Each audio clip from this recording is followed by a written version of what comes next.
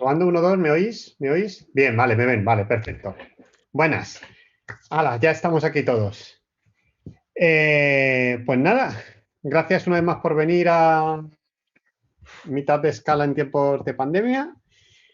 Eh, Hoy estoy con Alejandro Hernández de 47, que nos va a hablar de Hola. MUnit, de la plataforma, del framework de testing nuevo que puede que desbanque a Specs de una vez por todas. Y antes de comenzar la sesión, muchas gracias por venir. Y A para vosotros los por que se queden tenerme. hasta el final,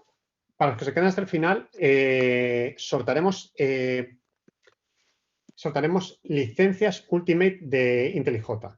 Y recordar que en enero tenemos otra sesión del Meetup de Scala. Así que, sin más dilación, doy la palabra a Alejandro.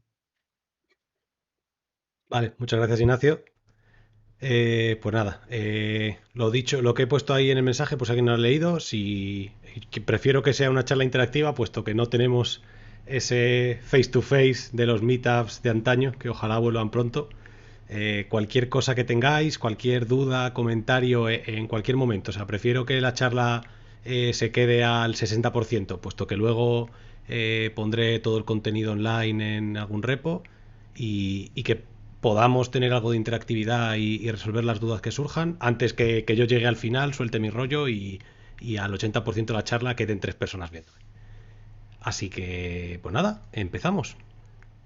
Lo dicho, cualquier cosa, Ignacio lo tengo por el pinganillo, así que él me chivará si hay alguna pregunta y volvemos a comentarla. Muy bien. Luego, luego.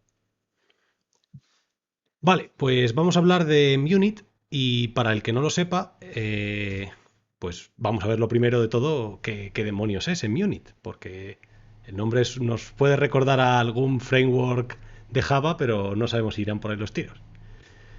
Vale, pues Munit no es más que una librería de test para Scala. Diréis, ¿otra más? Sí, otra más.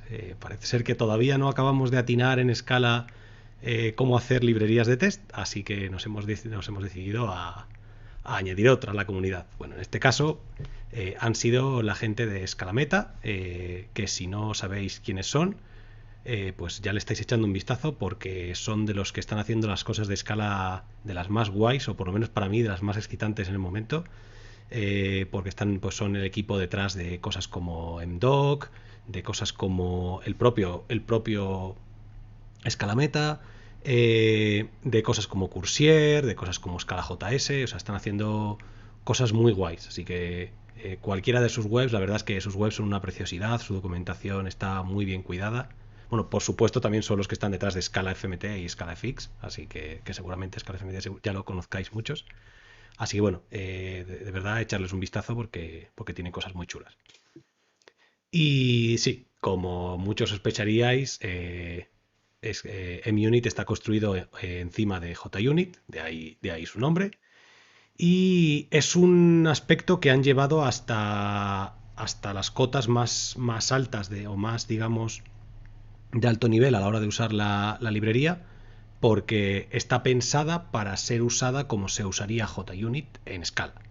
Entonces, lo vamos a ver después, pues toda la sintaxis, toda la forma de hacer las aserciones, toda la forma de crear los tests, todo está pensado para que sea sencillo de la misma forma que lo es JUnit. Y no solo eso, una de las grandes ventajas que nos da el hecho de que esté encima de JUnit es que todo el tooling, todo lo que ya hay montado para que funcionar con JUnit, de base funcionará con MUnit. Hay algunas cosas que sean muy específicas por tema de anotaciones, cosas tal. Olvidaos, aquí no hay anotaciones ni cosas raras, pero ese tipo de cosas, pues ese tipo de tooling lo tendremos disponible para MUnit. Pero bueno, vamos a verlo todo más a fondo después. Uno de las principales features, digamos, que ellos venden es el tema de los actionable errors, que básicamente, o sea, ya no centrándonos tanto en esto, porque lo mismo, en menos de un minuto, 2 minutos lo vamos a ver. Simplemente en Munit, una de las cosas, por lo menos para mí, desde el punto de vista usuario, puesto que yo no la he hecho, tampoco puedo decir si eso es lo que esperaban hacer, pero desde el punto de vista usuario, para mí se han enfocado muchísimo en la gestión de los errores a la hora tanto el tema desde de los logs, pues el tema de poder encontrar exactamente dónde está ocurriendo un error, hilar lo más fino posible para encontrar la línea que realmente está dando ese error, poder navegar rápido a los ficheros de error, poder encontrar rápido los logs de, de los tests que han fallado, todo ese tipo de cosas que son las que eh, en nuestro día a día, cuando tenemos un bug importante y tenemos que resolverlo, nos dan un poquito y nos ralentizan un poquito, pues ese tipo de cosas ahí han enfocado mucho. Y luego una de las partes más importantes, y es por las que después tienen esa matriz de compatibilidad que después vamos a ver, es que es completamente libre de dependencias. O sea, está construida desde cero y eso le da una libertad bastante grande. Porque claro, pues ya no les permite soportar desde versiones desde la 2.11 hasta la última que ha salido de la M3, de escala 3. Entonces, pues, bueno, eso lo vamos a ver ahora. Y bueno, antes de nada, para los que no me conozcáis, que seguramente seréis la mayoría, pues mi nombre es Alejandro Hernández, trabajo en 47 Degrees con Ignacio y soy un Scala Developer y bueno, ahí tenéis mis redes si queréis contactarme después de la charla, durante o dentro de 2 años, pues ahí estoy y encantado de charlar con cualquiera. Y bueno, la pregunta del millón, vale. Yo ya me hicieron cambiarme de Scala Test a Specs 2 y ahora me están hablando que si de CIO Test, que si yo tengo el framework este, que si el no sé qué. ¿Por qué debería coger MUnit? Pues bueno, pues vamos a verlo exactamente con las mismas screenshots que tienen en su página web porque me parece que lo venden muy bien y reinventar la rueda tampoco es necesario. Lo primero de todo es ese tema de los actionable errors que mencionaba hace un par de minutos. Aquí, por ejemplo, lo podemos ver digamos, en acción. Esto sería el log que nos sacaría SBT cuando tengamos un fallo en un test. Eh, y aquí hay muchas cosas que juntas parecen como un típico mensaje de fallo, pero que desgranadas suman y suman y suman. Entonces, una de ellas, por ejemplo, que es la que nos vamos a centrar aquí, el hecho de la ruta completa y lo fino que hila con los errores y dónde ocurren. En este caso es una aserción, entonces el error ocurre en la aserción, es muy sencillo. Pero bueno, vamos a ver después cómo ese hilar fino, esa granularidad a la hora de encontrar errores se atina mucho. Y en este caso, pues el tema de los actionable errors significa, pues por ejemplo, que desde editores como IntelliJ, Eclipse o VS Code con Metals, eso, o por ejemplo, o terminales como iterm, esa especie de URL en fichero que tenemos ahí, que va a demo suite escala a la línea 7, la podríamos hacer doble clic y el propio editor entendería y iría al este. Esa es una medio feature, medio del editor, medio de MUnit, por sacar la línea bien, pero es una de esas cosas en las que ellos se enfocan. Luego la segunda, que para mí es la más importante, o sea, para mí es la que más ha cambiado mi vida profesional a la hora de hacer test, es que usan realmente todo el poder que tiene Scalameta para, para diseñar ese AST, ese árbol de tu código y sacarte unos diffs que son preciosos de ver, que casi estás deseando que ocurra un fallo en tu código cuando metes en Unit o cambias en Unit o metes un test como Unit, estás esperando a que ocurra un fallo para poder ver uno de estos diffs en acción. En este caso, por ejemplo, lo que vemos aquí están comparando el test, imaginamos que están comparando John con Susan, que por lo visto son dos usuarios, son dos case classes, y como vemos abajo, la aserción falla y en Unit, utilizando todo ese AST de escalameta, pues nos muestra el div, digamos, a nivel de case class. No hace estas cosas que, si es verdad que aquí desbanca un poquito a Specs 2, no hace esas cosas de divs muy largos que acaban siendo más que un toString más que otra cosa de las dos cosas y un div básico de los dos toString en el que si es una case class como esta, pues podrías ver algo, pero cuando ya tienes una lista con 3 elementos o un mapa o cosas así, bueno, que me imagino que muchos os habréis encontrado en algún momento, pues ya no es tan sencillo de cuadrar qué hacer. Entonces, bueno, en estos casos la utilidad de Unit brilla de una forma bestial. Luego, otra cosa que es de estas que parecen así pequeñitas, que bueno, pues mira, es un nice to have, que está muy bien, pero que luego en el momento que empiezas a tener fallos, que si por ejemplo, yo que sé, trabajáis con iOS o con tasks y tenéis de vez en cuando algún fallo en el I/O y te tira una excepción, una de las cosas que son esas pequeñas cositas que se nota que juntas hacen, que individualmente, pues bueno, tal, pero juntas es donde se nota, donde han puesto el mimo, pues por ejemplo, cosas como que las stack traces están realmente pensadas al código que nosotros estamos utilizando y en el que estamos desarrollando. Y por ejemplo, en este caso vemos que las stack traces de, de, de este código están, digamos, en negrita aquellas que corresponden al código que es realmente nuestro, lo cual pues algo bastante, o sea, que nos permite evidenciar rápido o filtrar rápido a la vista qué partes de este stack trace pertenecen a nosotros y cuáles nos da igual. Y bueno, por último, lo que os comenté antes, que por el hecho de estar por debajo, creado encima de JUnit, pues tenemos mucho soporte de editores. Luego, otros editores, por ejemplo, como VS Code o Metals, que no tendrían soporte out of the box, pero ellos ya lo han metido, con Metals ya desde hace un montón de versiones, en cualquier suite que es como se llaman los test aquí en MUnit, en cualquier suite de MUnit, podemos hacer test y debug, como vemos ahí en esos decoradores que tiene encima la clase, y al darle, pues nos abriría una consola y simplemente compilaría esto y todo el código que sea necesario y lo lanzaría. Y bueno, si en algún momento veis que me muevo rápido o que hago o que la pantalla hace cosas raras, es que los gatos están por aquí por el medio haciendo de las suyas, que les encanta meterse por medio cuando hay una charla.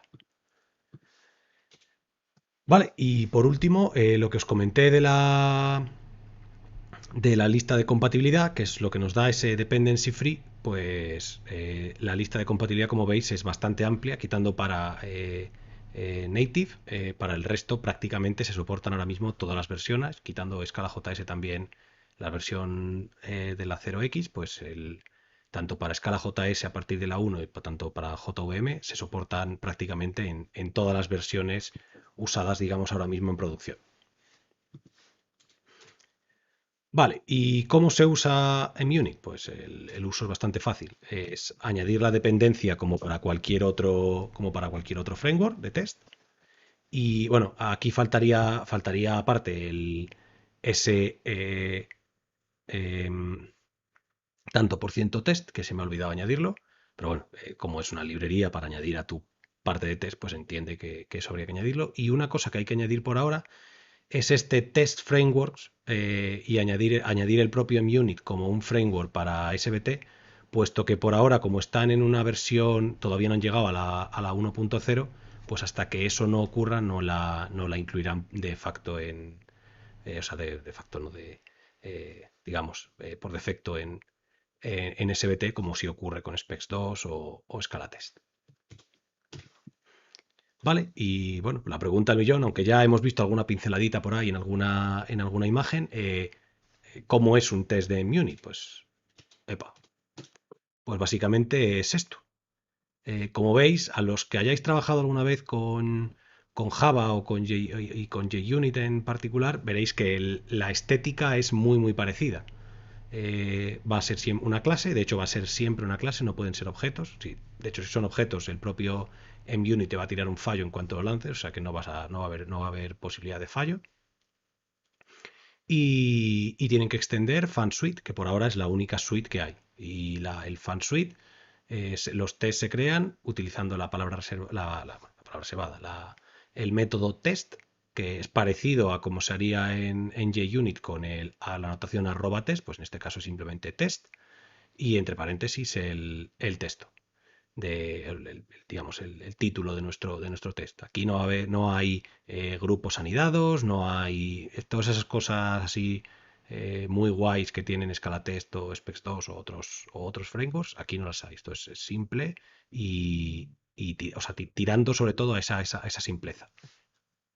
Y luego también la otra parte que llama mucho la atención del código de MUnit son las aserciones. Aquí vemos, por ejemplo, ese assert equals que recuerda mucho a los assert equals de Scala Test, o sea, perdón, de JUnit. Y nada, esto ya está. Así que, pues vamos a meternos en harina. Vamos a ver. Bueno, lo dicho, si de todo este batiburrillo y esta chapa que acabo de soltar, si hay alguna cosa, por favor, poned lo que sea en el chat. Vale, esta parte más de demo y de ir enseñando la voy a hacer un poco siguiendo el estilo, el estilo y el esquema que tienen en los docs de MUnit. Lo voy a intentar hacer lo que sea un poco más interactivo y intentar ir parándome un poco más en aquellas partes que después de ya llevaré como 6 meses, una cosa así, utilizándolo en producción, pues cosas que ya me haya encontrado, que haya visto que son de más utilidad que la que o que están o que serían más destacables que las que se ven en los propios docs, pues las iré mencionando a medida que ocurran. Pero vamos, si cualquiera se sigue después de ver esta charla, si quiere terminarla, simplemente tiene que ir siguiendo los docs de MUnit y ir copiando los trozos de código y viendo lo que hacen. Luego ya también veremos aquí después, una vez después de ver lo que son los docs y lo que puede hacer, veremos integraciones que tiene MUnit con otras librerías y ver un poco cómo funcionan y esa extensibilidad que tiene la librería. Vale. Vale, pues así para empezar, como hemos visto antes, crear un test en MUnit es muy muy sencillo. Es simplemente test, epa, es escribir test con el título que queremos y dentro escribiríamos nuestra aserción. Aserciones hay muy poquitas. O sea, de hecho es una de las cosas que a mí me gusta de MUnit. Yo aquí os cuento un poco de historia del abuelo. Yo en Java me enamoré de Harvest, que seguramente muchos lo conozcáis, que es de los primeros que en Java introdujeron todo el tema de los matchers, de esa declarative syntax, y yo estaba enamorado. Y cuando me pasé a Scala y vi Specs 2, yo dije, he encontrado mi hogar y estaba muy, muy contento. Y la verdad es que cuando salió en Unity y vi el blog en el que contaban que habían arrancado y tal, y leí y cuando llegué a las secciones dije, esto no lo voy a usar en la vida. O sea, esto no tiene cabida en un mundo así, pues, y me he tenido que comer mis palabras. Porque la verdad, estas aserciones que vamos a ver, una de las principales cosas que dan es simpleza. O sea, simpleza hasta el punto de que cualquiera persona nueva que llegue a tu equipo, sea junior, sea senior, eh, incluso si viene de otro lenguaje, va a ser capaz de entender tus tests prácticamente sin ningún problema, porque un assert equals, un assert lo hay en casi cualquier lenguaje. Eh, Entender que esto es un test y que dentro se está probando algo es muy sencillo. Entender que esto es un test y que no sé qué should be equal to the long of no sé cuál es una aserción, no es tan sencillo. Y no todo el mundo, sin una preparación previa, va a poder verlo. Entonces, eso para mí ha sido un punto principal, puesto que en el equipo en el que yo trabajo fui el que impulsé empezar a utilizar en Unit y el hecho de ver que los miembros del equipo empezaron a utilizar en Unity, empezaron a hacer test y empezaron a ver cosas sin demasiado esfuerzo o incluso con menos esfuerzo del que suponía hacer test en Specs 2, para mí fue como me abrió los ojos. Dije, a lo mejor estaba equivocado con el tema de las aserciones y esta es la vía. O sea pero bueno, espero que cuando acabe esta charla muchos opinéis como yo. Vale, lo primero de todo, voy a hacer un repaso rápido de las aserciones que tiene Munit y luego ya vamos viendo. Vale, la primera es la más sencilla que encontramos en todos los lenguajes, que es assert. Assert nos recibirá una condición booleana y simplemente fallará si esa aserción esa condición no se cumple. Entonces, por ejemplo, si tenemos dos variables, y hacemos que A sea mayor que B, si esto lo probamos, veremos aquí que nos ha dicho que la aserción ha fallado y que A ha fallado en la línea 8, que es la línea propia de la aserción, y que la línea era A mayor que B.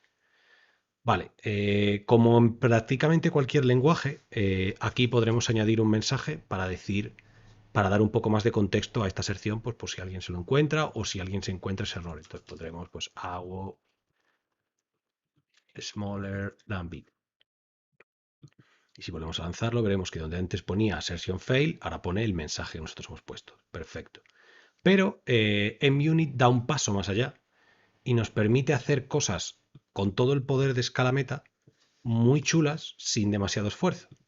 Y una de las cosas más útiles que tiene es el tema de las clues, de las pistas.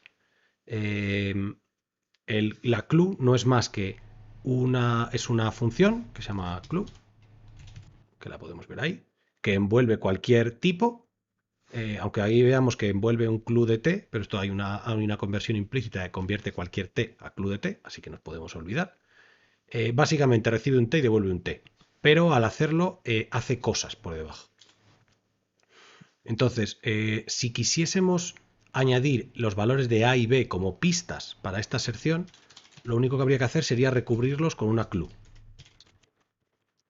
Y esto inmediatamente lo que haría es que cuando nosotros lancemos este test, si la aserción falla, MUnit nos va a presentar en un apartado clues las clues que hayamos usado dentro de nuestra condición, que esto lo hace por debajo pues con macros, de una forma, o sea, utilizando el AST de escala meta para enseñárnoslo de una forma, digamos, bonita.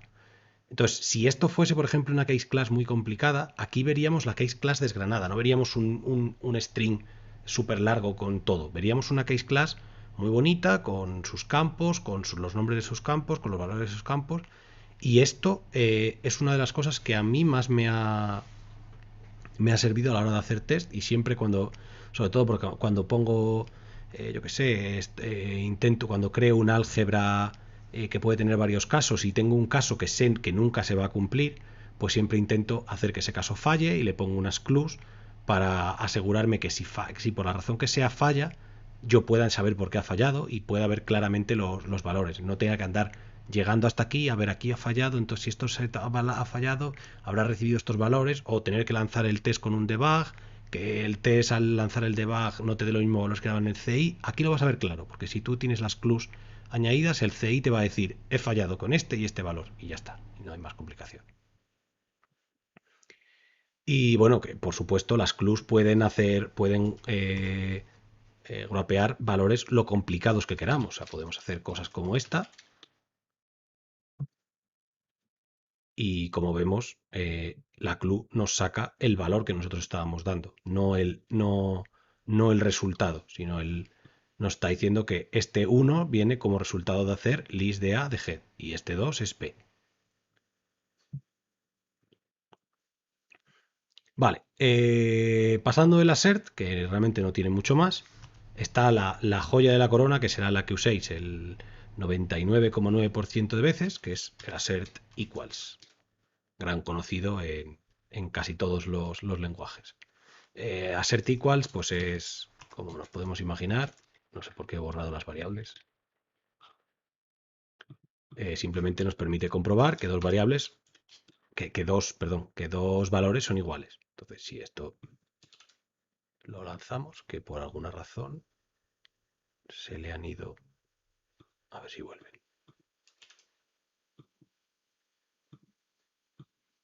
Un segundito.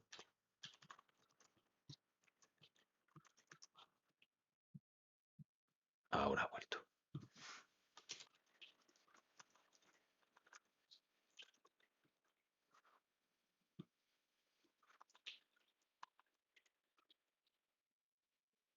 Vale. Ahora sí, si lanzamos esto, pues el assert equals nos enseña un diff de los dos valores de la forma, digamos, ese div ocurre de la forma más atómica posible, o sea, va a lo más concreto que él pueda llegar a entender. En este caso, como lo que estamos comparando son dos números, nos va a decir simplemente, he obtenido este, esperaba este, no se va a andar con más. Pero si tenemos cosas más complicadas, como por ejemplo, me voy a copiar esto de la web de Munit, tenemos la case class librería, que como vemos tiene un nombre, un awesome y un versions. Y nosotros nos creamos aquí nuestro munit library y nuestro mdoc library y las comparamos.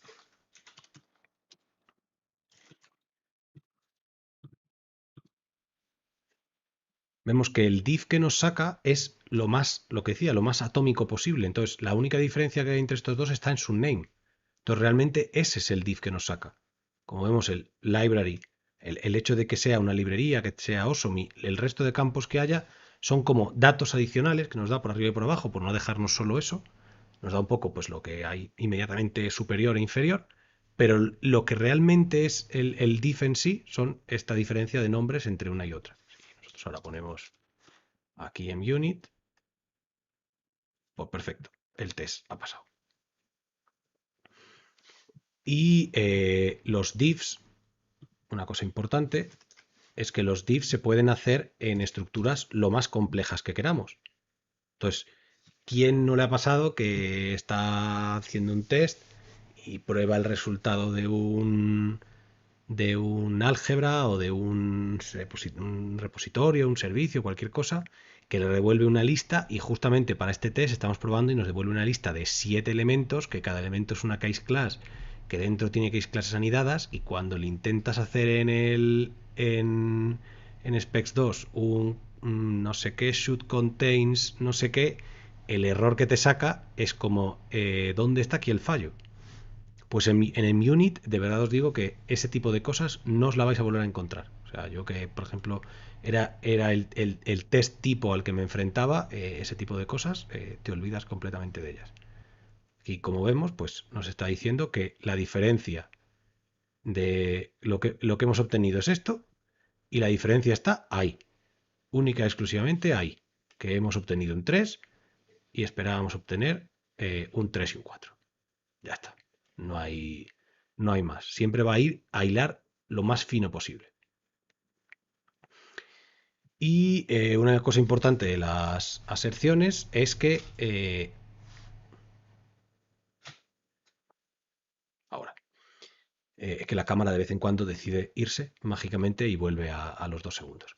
Es que las aserciones, el assert equals requiere, como podemos ver aquí, una que ve que el tipo de expected sea herede del tipo A, o sea, el mismo tipo A. Entonces no vamos a poder hacer cosas como esta, pero sí vamos a poder hacer cosas como esta. Porque Sam hereda de Option. Pero no podríamos hacer lo contrario, porque Sam es de tipo Sam y Option es un Option. Entonces, si esto lo cambiamos a Sam y esto a Option, el assert equals fallaría. Para hacer esto, para poder hacerlo, únicamente tendríamos dos formas. O indicamos aquí exactamente los tipos para que él tiene que inferir, para que él lo entienda bien. En este caso también funcionaría. O lo que recomienda en la web de Munit es cuando quieres utilizar que digamos que el assert equals se comporte como el equals de escala 2, el igual igual, lo que habría que hacer es hacer que infiera los dos tipos como any. Entonces, en este caso, haría una igualdad. Entonces, no haría falta que se cumpla esa evidencia de que uno hereda del otro, pero claro, tienen que, a la hora de llamar al equals, tienen que seguir siendo iguales. Entonces, bueno, eso está ahí. Y poco más por la parte del assert equals. Después tendríamos su contravariante de el assert not equals, que básicamente nos comprueba lo contrario, que dos elementos no son iguales. Entonces, en este caso, no sé por qué he puesto seguido poniendo los options. Por ejemplo, ahí, pues vemos que esto pasa porque los dos valores no son iguales. Y cumple todas las mismas cosas que las set equals. El tema de que si le pasamos dos case classes o lo que le pasemos va a hacer el div de las dos cosas que hay adentro exactamente igual que las set equals. Únicamente es para casos en los que lo queramos negar, sin más. Y luego vamos a uno de los que yo menos he usado, pero cuando lo he usado más gustico da, que es el assert no div. ¿Qué pasa cuando tenemos dos strings? Que esto también seguramente nos habrá pasado a los que gestionamos cosas estilo XML, CSVs y cosas así. Nos habremos encontrado alguna vez con la necesidad de comparar dos strings multilínea y ver dónde está el fallo. Y por lo menos en la gran mayoría de frameworks de test, ese tipo de fallos no se ven, digamos, de una forma muy bonita. El fallo es como, he fallado.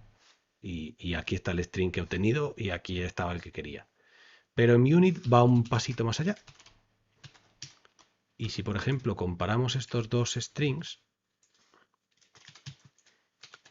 en los que vemos que la primera línea es igual, la segunda difiere en este número y la tercera línea es igual, si los lanzamos, vemos que nos dice lo que ha obtenido, siempre nos va a dar el resultado obtenido completo, pero luego el div únicamente nos enseña qué línea ha cambiado, o sea, o qué líneas han cambiado, mejor dicho. Si hubiera varias, pues nos diría las dos en las que ha ocurrido un div, pero no digamos todo esto y esto. Simplemente va, igual que el assert equals, va hilando a lo fino, fino, fino.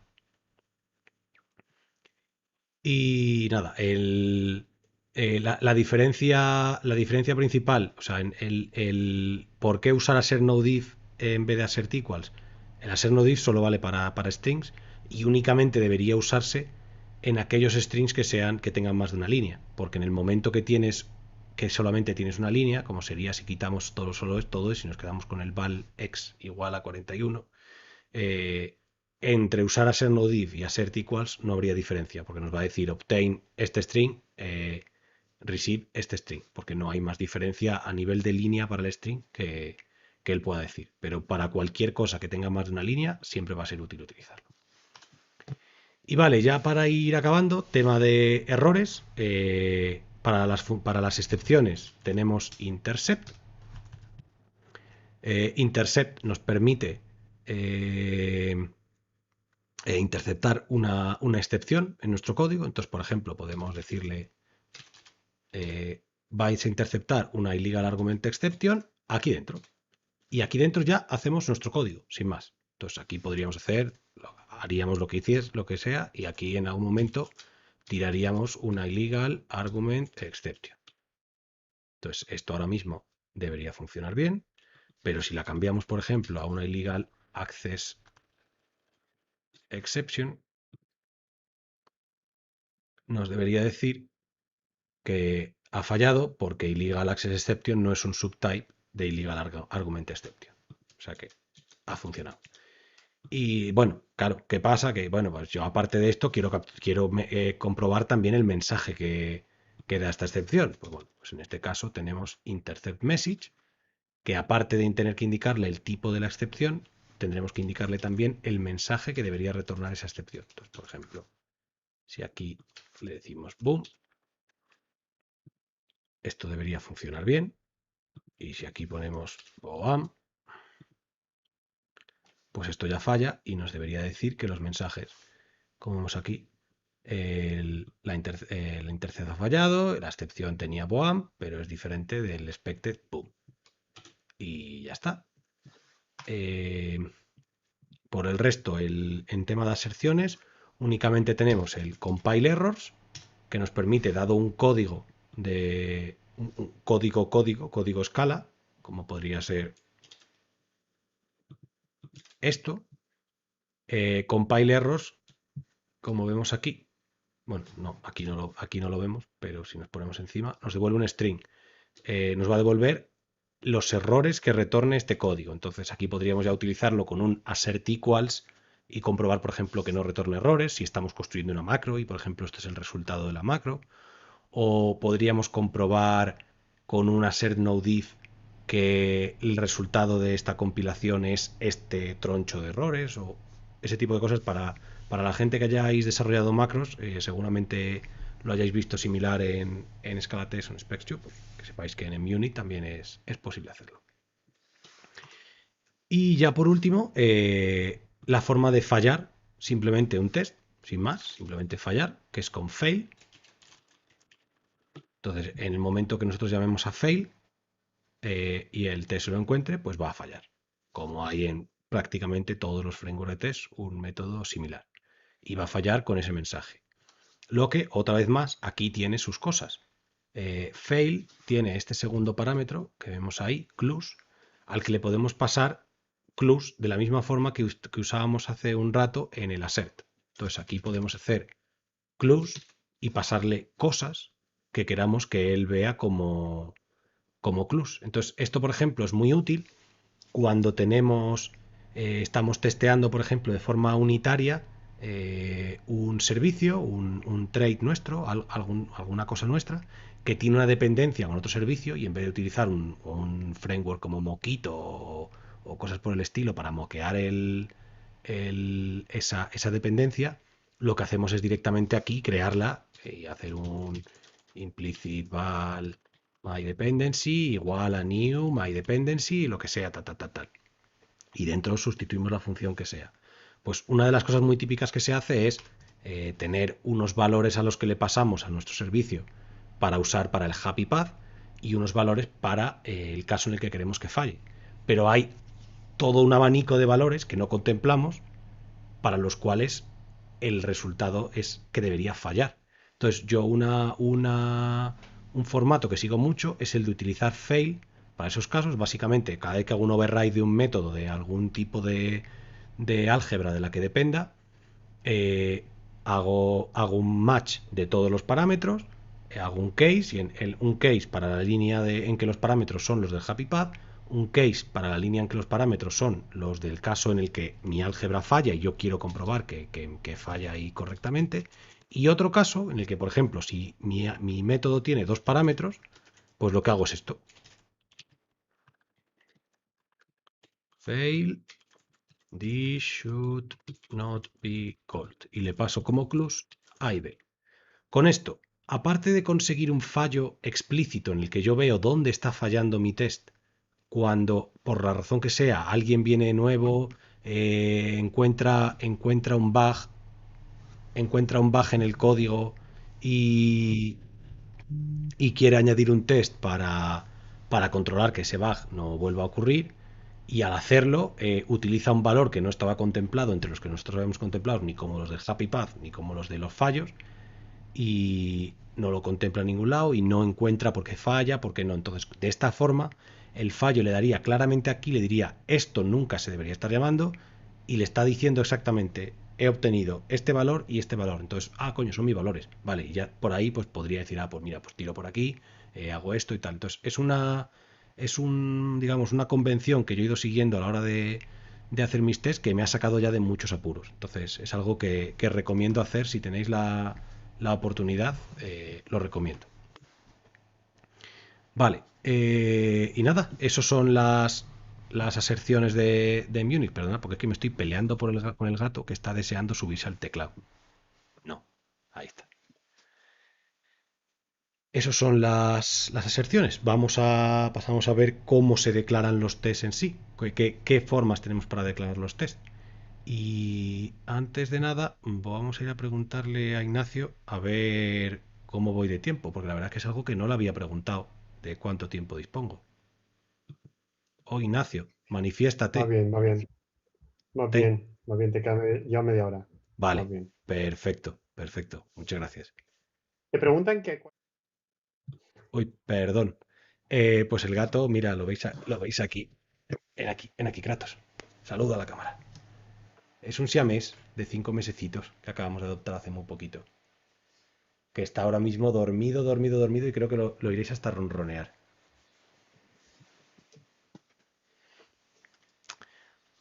Vale, Vamos para allá otra vez. Por aquí. Vale, hemos visto ya todas las formas, que la forma básica de declarar los tests es esta, pero realmente tiene otras cuantas más cosas por detrás. La primera de ellas es que MUnit soporta, o sea, tiene mecanismos internos para soportar el tipo que nos dé la gana a la hora de terminar un test. Entonces, nosotros los tests estos, como veis, pues casi todos los métodos de aserciones retornan unit y en unit sabe soportar el tipo de retorno unit en un test. Pero si veis los test, veis aquí en el tooltip, no tienen el tipo de retorno, el body no tiene el tipo de retorno unit, tiene el tipo de retorno any. Eso es porque básicamente los tests por debajo tienen un matcher gigante en el que podemos añadirle tipos para soportar. Y ellos por defecto soportan unit y future. Entonces, a la hora de ¿qué pasa cuando hacemos un test en el que retornamos un future?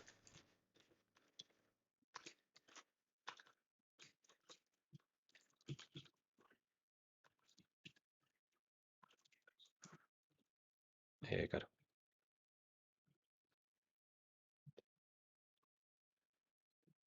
El,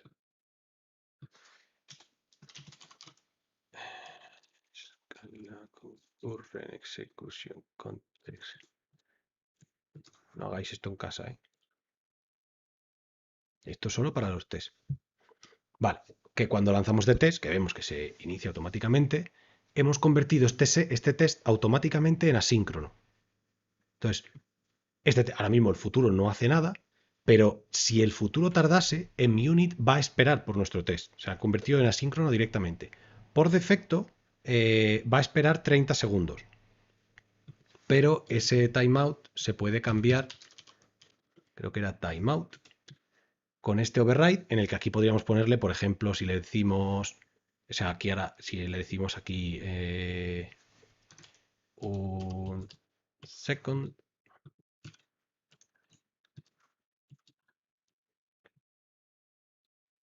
y aquí hacemos esto lo mismo, no lo hagáis nunca en casa, y aquí hacemos un thread sleep. Si lanzamos el test, vemos que se queda ahí esperando y falla inmediatamente porque ha hecho un timeout a partir de un segundo. Pues nada, venga, para allá.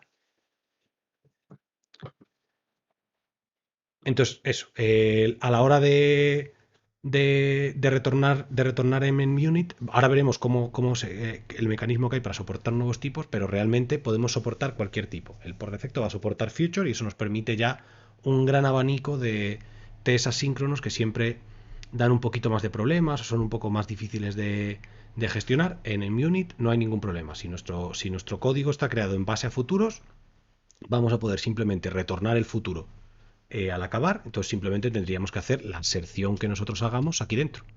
Y él automáticamente va a coger el futuro, lo va a intentar unwrapear, va a esperar por él y va a ejecutar lo que sea que ejecute dentro. Entonces simplemente necesitaríamos hacer nuestra inserción dentro. El hecho de cómo se añaden nuevos tipos para ser soportados lo podéis directamente ver en la web, porque me refiero, porque es un proceso que solo lo tendríais que hacer si vais a utilizar, si vais a crear, por ejemplo, una librería para soportar un tipo, como por ejemplo, yo que sé, si quisiésemos soportar el task de Monix o el IO de Catch Effect, pues necesitaríamos hacer este tipo de cambios al propio Munich, que básicamente es añadirle parámetros a una lista, es añadirle miembros, perdón. Entonces, realmente con eso lo tendríamos. Así que no vamos a tampoco a pararnos ahora a ver cómo hacerlo. Simplemente que sepáis que se puede hacer y que si lo queréis hacer, ahí se puede ver bien fácil. Vale, y por aquí a la hora de declarar, una de las cosas para mí que más me ha dado en Munit es la extensibilidad que tiene como librería y lo fácil que es extenderla.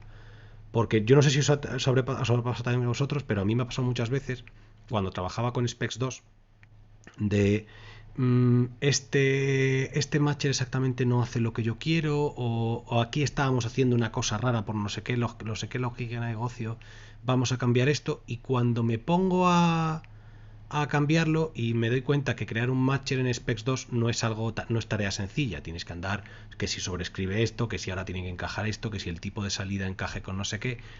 En MUnit, como realmente solo tenemos 5, o casi 5, no, 4 aserciones básicas, eh, todo lo que construyamos va a estar construido encima de ellas. Entonces, cualquier cosa que hagamos no va a ser tan complicada ni va a ser demasiado compleja. A lo mejor hacemos una aserción concreta para un tipo que reutiliza. Yo qué sé, pues por ejemplo, si quisiésemos hacer una aserción para comprobar el left de un either, pues podríamos simplemente hacer un assert left que aquí reciba el either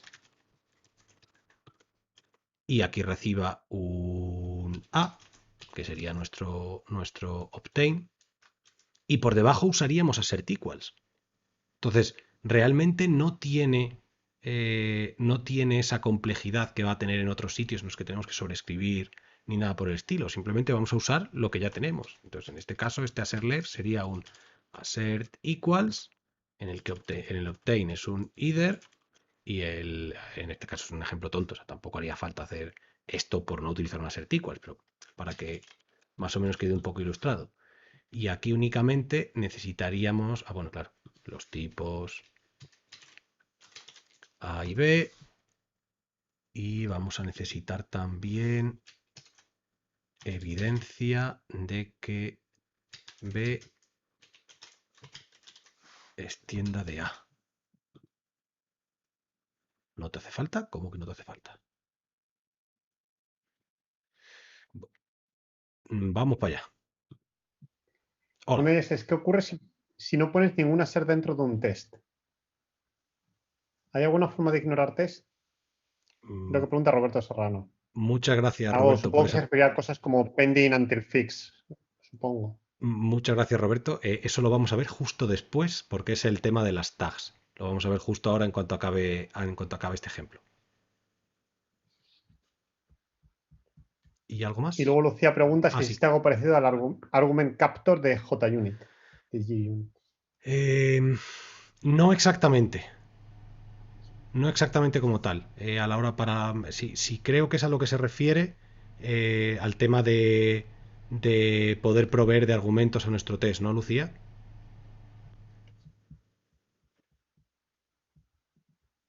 De poder dar valores, digamos, dummy para nuestro test y utilizarlos. Si es eso, no hay algo. Sí, vale. El con qué argumentos has llamado una función, yo eso, la forma que más fácil lo he encontrado hacer es utilizar clues siempre que pueda. O sea, siempre que no estoy, porque cuando estés utilizando, vuelvo un momento para aquí al código, cuando estés utilizando una assert equals, siempre todo lo que utilices dentro te trae, digamos, una clue implícita. Él lo va a meter automáticamente en, en el listado de clues o lo va a sacar de una forma más bonita. Pero cuando no utilices un assert equals o un assert no diff, que básicamente es un assert, yo siempre intento utilizar clues en todos los sitios que pueda. Y por ejemplo, uno de los ejemplos, el que comentaba antes de utilizar el fail para los fallos, a mí me permite siempre saber cuando se ha llegado a una parte de mi código que no se debería haber llamado o que yo considero que es un fallo, pues el utilizar las clues en ese punto me da exactamente cuáles son los valores con los que se ha llamado y poder entender mejor y hacer la trazabilidad de qué test viene esto. Pero de todas formas, aparte de eso, en Unity tiene otra cosa muy, muy importante que son las location, que es justo lo que vamos a ver ahora en este ejemplo, que son potentísimas. O sea, lo que se pueden hacer con ellas es brutal. Y es muy, muy sencillo y nos permite ver, hacer la trazabilidad y ver exactamente dónde está ocurriendo nuestro fallo y construir, digamos, cosas encima de mi unit de una forma muy, muy sencilla. La vamos a ver justo ahora mismo. No sé si eso responderá exactamente a tu pregunta. Como respuesta rápida te diré no, por ahora mismo no hay argument captor. Eh, ¿Había algo más? Ah, vale, perfecto. Muy bien. Me vuelvo a la cueva. Vale, estábamos que aquí me dice que no se está usando y a Certiquals le está dando igual. Ah, bueno, claro, porque ya está entendiendo que left es... Olvidémoslo, claro. Él ya entiende que uno hereda del otro. Así que, vale. Vamos a probar esta función que acabo de hacer así rápidamente. Me voy a tener que zumbar todo esto. Si usamos aquí ahora nuestro assert left con un left 2 y 3, si esto lo lanzamos, veremos que falla, nos dice que el assert equals nos está dando ese resultado bien, nos está diciendo que tenemos un 2, esperábamos un 3, pero si vemos que nos diga dónde ha fallado, el fallo nos está dando en la línea 6, que es el assert equals. ¿Por qué pasa esto? Porque la forma que tiene Unity de calcular el origen de los fallos es con este parámetro location. El parámetro location básicamente es una función, un valor que se crea, que él crea implícito a través de macros, con la información del sitio donde se está calculando ese location. Ya está, no tiene más. Entonces, como el location que se le pasa a SertEquals lo está calculando aquí, porque realmente es donde se está llamando implícitamente a ese location, pues nos lo va a dar aquí. De hecho, ahora puedo hacer este implicit. Vale, como vemos aquí, al decirle que enseñe los implícitos, nos está creando con el macro compat location macro generate y lo está creando aquí. No lo está creando en nuestro assertLeft, lo está creando aquí. Entonces, por eso el location está ocurriendo aquí. La forma más tan sencilla para que nuestro test falle aquí es simplemente pasarle aquí un parámetro location implícito.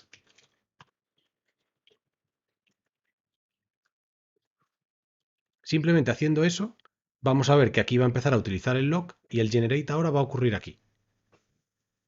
Entonces, con ese cambio tan sencillo, si nosotros ahora lanzamos nuestro test, el fallo va a ocurrir ya en nuestro assertLeft. Vemos ya que falla en la línea 9 y la línea 9 se corresponde a nuestro assertLeft. Con ese cambio tan tonto, simplemente metiendo un location. Entonces, yo ahora, a mí que me gusta mucho trastear y me gusta mucho eso de crearme mis cosas custom y, por ejemplo, construir temas para librería de integraciones con otras librerías de cara a usarlas en MUnit, eh, con el log del location, o sea, es sencillísimo hacer que las aserciones fallen donde tienen que fallar y tú poder crear tus propias aserciones para tus tipos y que las cosas encajen correctamente. O sea, es una maravilla lo fácil que es hacer que todo falle donde tiene que fallar y dejárselo fácil al usuario. O sea, la verdad es que no sé si, no sé si lo han hecho adrede pensando en eso, pero tanto si lo han hecho como si no, esa parte les ha quedado muy, muy bien definida. Vale, y ahora, respondiendo a la pregunta que nos preguntaba Roberto, voy a quitar esto. Eh, el tema de las tags, que es la otra parte importante que tiene en Unity. Las tags, como su propio nombre indica, nos permiten taguear nuestros tests. Las tags básicamente es al string que tenemos aquí, le podemos añadir un tag donde añadimos una tag de MUnit. Esta tag tiene que ser una clase, os lo digo ahora mismo,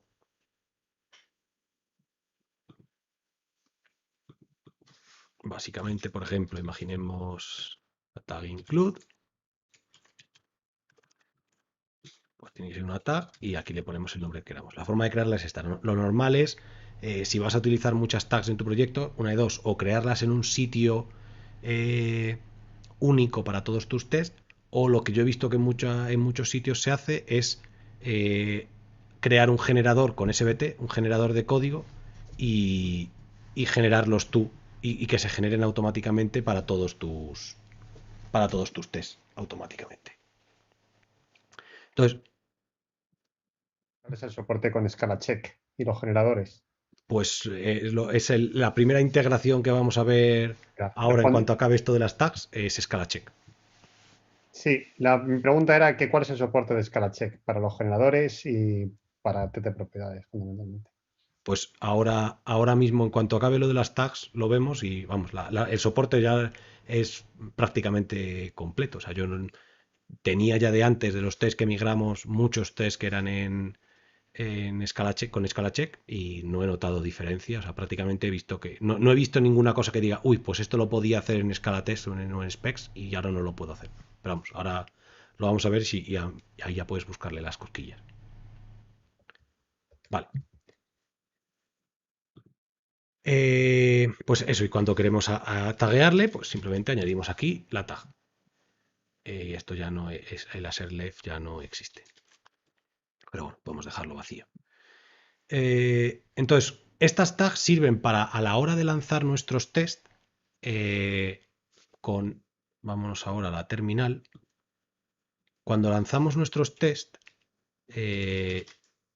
utilizando el test only, MUnit nos da un formato que podemos utilizar para lanzarlo y taguear, o sea, perdón, y focalizar en una tag concreta. Entonces, cuando utilizamos test only, para pasarle, digamos, argumentos a MUnit, simplemente tenemos que utilizar el menos menos y después el parámetro include tags. También hay otro exclude tags y aquí simplemente meteríamos el include. Entonces, lanzando este comando únicamente nos va a lanzar, nos va a pasar aquellos tests que tengan este tag, el tag include. Entonces, esto, por ejemplo, nosotros en el trabajo lo usamos para en el mismo scope, no, sin necesitar utilizar el scope de integration test que tiene SBT o utilizar o tener que crear scopes, por ejemplo, para acceptance test o para end-to-end, con el mismo scope, simplemente diferenciándolos con tags, diferenciarla a aquellos tests que son unitarios, de aquellos tests que son de acceptance, de aquellos tests que son de integración. Y a la hora de lanzarlos es tan sencillo como lanzar este test only con include tags, acceptance, include tags, integration. Y ya solo con eso, simplemente con eso, podemos diferenciar los tests y tenerlos todos dentro del mismo abanico, lo que supone utilizar el mismo código, no tener que andar haciendo duplicidad ni meter cosas raras en el SBT, que siempre da un poco más de lío. Siempre es mucho más sencillo encontrarte un test tagueado y que digas, vale, me están diciendo que este test es integración, no tiene más misterio que eso. Y ahora, para responder a la pregunta de Robert, hay una serie de tags en MUnit que son especiales, digamos, que son, por un lado, la tag fail.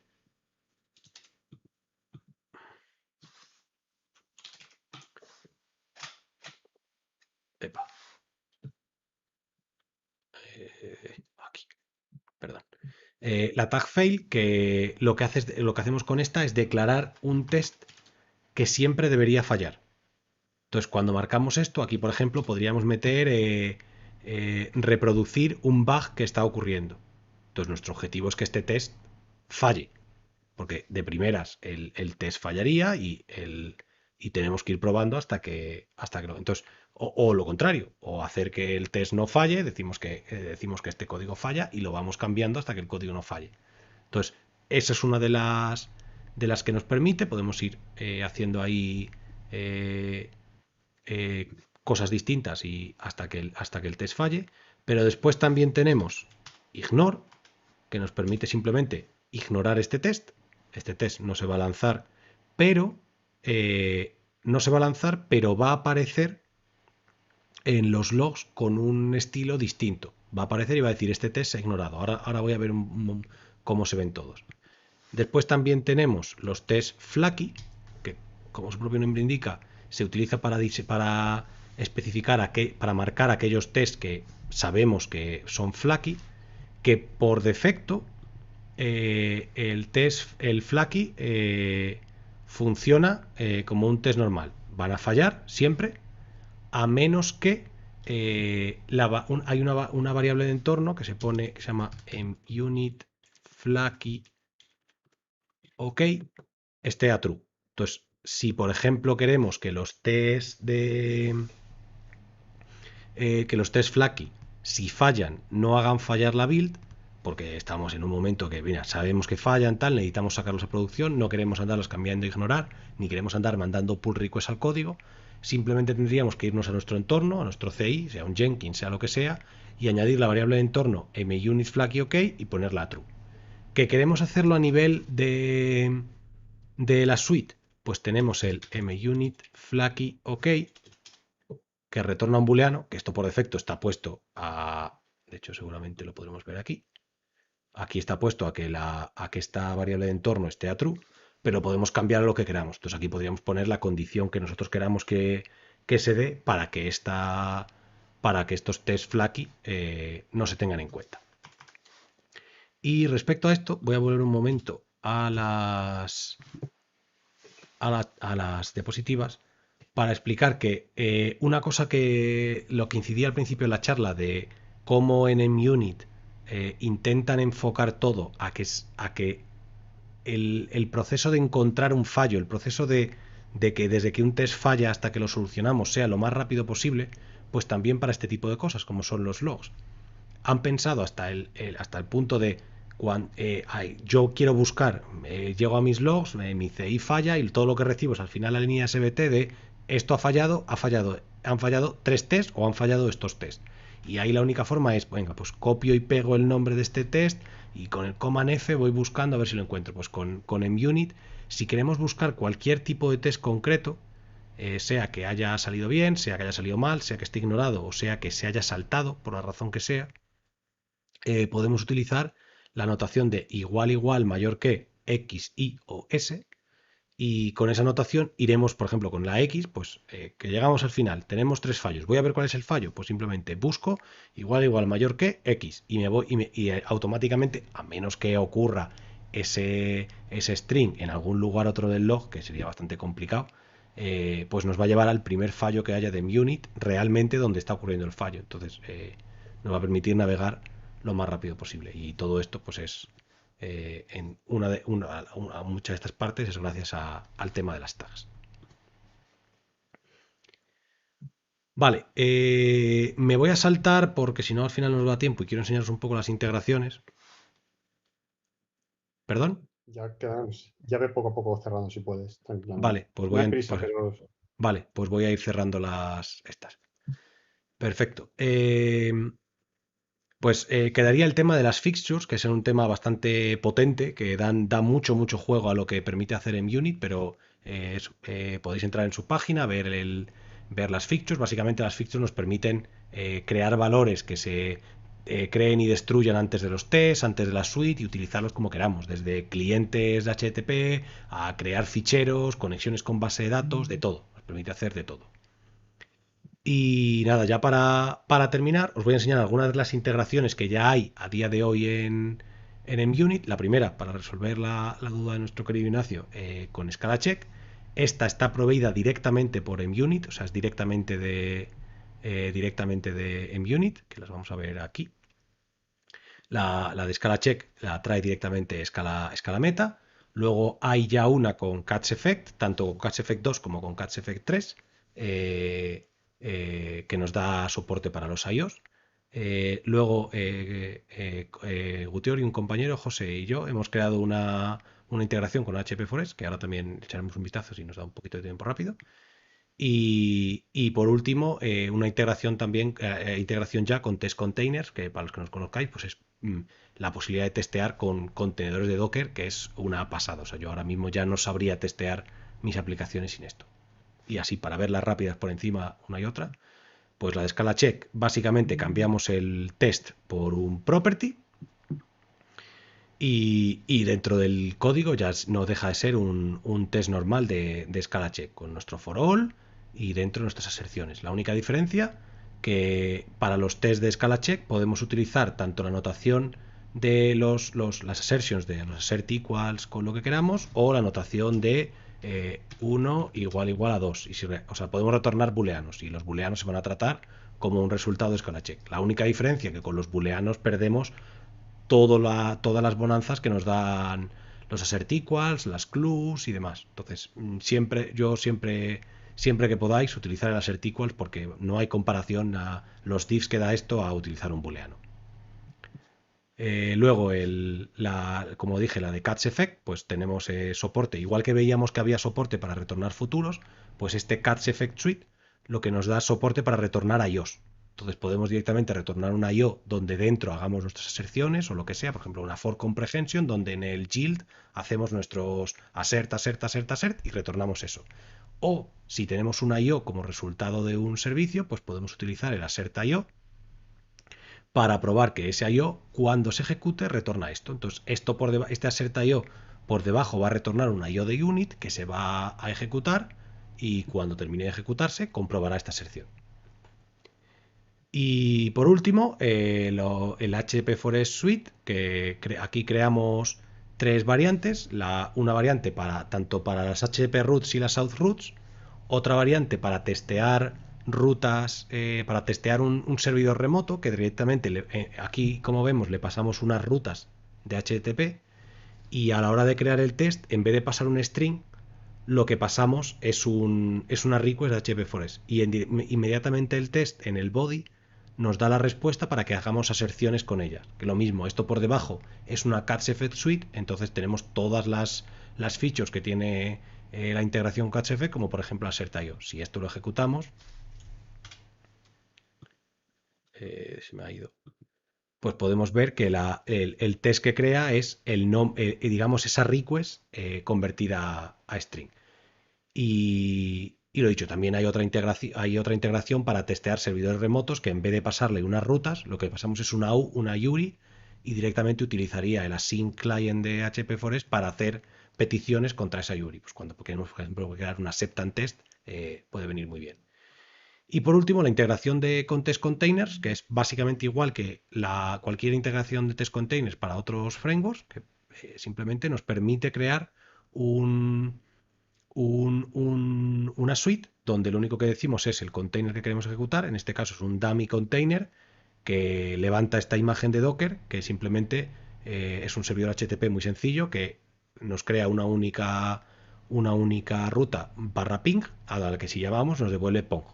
Entonces, una vez tenemos el container, la definición del container puesta, dentro de nuestros tests normales de MUnit, podemos llamar a with containers para recibir el container ya iniciado y de ahí, por ejemplo, pues sacar el host, sacar el puerto, si es el container de PostgreSQL, pues sacar la JDBC URL o el username o el password y ya hacer lo que queramos. Pues en este caso, el test se lanzaría, ahora por debajo estará lanzando Docker y todas las cosas.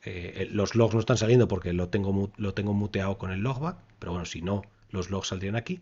Y una vez ha lanzado todo y lanza la petición, se va a traer esto y va a comprobar que el resultado es POM. Y ya está. La integración es básicamente esa. De hecho, la integración es muy liviana, muy pequeñita y simplemente nos permite lanzar esto. Y ahora creo que sí. Esto está hecho. Quedan muchas cosas en el tintero, o sea, hay muchas cosas que no he contado, sobre todo el tema de las fixtures, que ya os digo son súper potentes y os animo a que le echéis un vistazo. Y el tema de las integraciones, pues ir navegando, buscar en Unity en GitHub, porque hay un montón más de integraciones que seguramente me habré dejado para cosas a lo mejor que ni uso y que pueden ser muy útiles para vuestro día a día. Y si no las hay, pues es un buen momento para iniciaros en el mundo del open source y contribuir a una integración, porque ya os digo, al haber creado una integración y tampoco soy un super ingeniero o un ingeniero 10X y la verdad es que no cuesta absolutamente nada crearla porque dejan las cosas muy fáciles. Así que si no hay algo que necesitéis, os animo de verdad a que creéis una issue y la proveáis porque ellos van a estar encantados de daros ayuda a toda la que necesitéis. Así que nada más, pues muchas gracias por venir y cualquier duda, pues no sé si la podremos resolver ahora o si no, pues por Twitter o por GitHub me podéis preguntar lo que queráis. Muchísimas gracias. Hay un par de preguntas, así que. Venga, Adrián pregunta que si hay para capturar logs, que creo que lo ha respondido. vale. Para capturar logs como tal, no sé si se referirá a test containers. Yo para eso tal cual, justamente tuve esa dificultad hace un par de meses en un proyecto del trabajo Y la verdad es que es muy sencillo, porque con test containers, o sea, es una cosa que no he enseñado, pero tiene como prácticamente todos los test como todos los frameworks de test, tiene sus típicos before all, before each. Entonces, básicamente utilizando una variable mutable logs que sea un string, ahí puedes ir copiándote los logs del container y sacándolos como clues en tu assert equals. Al assert equals no lo he mencionado, pero al assert equals, después de las dos aserciones, le puedes pasar clues de la misma forma que se le pasa al fail o al assert. Entonces puedes hacer assert equals no sé qué, coma clues y ahí pasar los logs. Entonces que cuando falle algo dentro de tu contenedor, te esté sacando a la vez los logs de que hayan fallado dentro, lo cual es muy útil. Y Y luego, Carlos Martín, bueno, pregunta si qué utilizas para cobertura y si el reporting es mejor que tiene JUnit o hay alguno mejorado. yo para la cobertura cuando he usado uso Codecop, la verdad, porque no se mete absolutamente nada, no interfiere nada con el framework que tienes realmente. Y yo hasta ahora no he tenido ningún problema con él. Y por el reporting, realmente no he visto tampoco mucha diferencia, aparte de las mejoras que ya hemos visto, pues del tema de diffs y, y de todo el uso de la ST de escala meta. Sí, funciona con Scobridge, sí.